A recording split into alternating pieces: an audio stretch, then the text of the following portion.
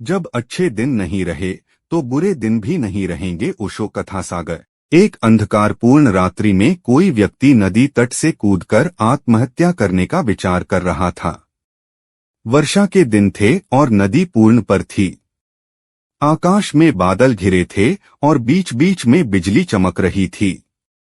वह व्यक्ति उस देश का बहुत धनी व्यक्ति था, लेकिन अचानक घाटा लगा और उसकी सारी संपत्ति चली गई।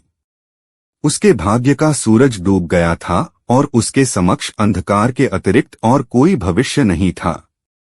ऐसी स्थिति में उसने स्वयं को समाप्त करने का विचार कर लिया था, किंतु वह नदी में कूदने के लिए जैसे ही चट्टान के किनारे पर पहुंचने को हुआ कि किन्हीं दो बूढ़ी लेकिन मजबूत बाहों ने उसे रोक लिया।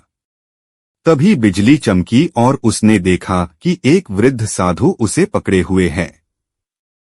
उस वृद्ध ने उससे इस निराशा का कारण पूछा और सारी कथा सुनकर वह हंसने लगा और बोला, तो तुम यह स्वीकार करते हो कि पहले तुम सुखी थे?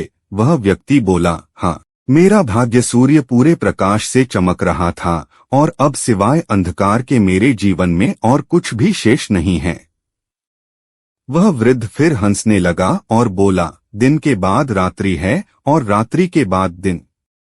जब दिन नहीं टिकता तो रात्रि भी कैसे टिकेगी? परिवर्तन प्रकृति का नियम है। ठीक से सुन लो, जब अच्छे दिन नहीं रहे तो बुरे दिन भी नहीं रहेंगे। और जो व्यक्ति इस सत्य को जान लेता है वह सुख में सुखी नहीं होता और दुख में दुखी नहीं। उसका जीवन उस अडिग चट्टान की भांति हो जाता है जो वर्षा और धूप में समान ही बनी रहती है। सुख और दुख को जो संभाव से ले, समझना कि उसने स्वयं को जान लिया, क्योंकि स्वयं की पृथकता का बोध ही संभाव को जन्म देता है।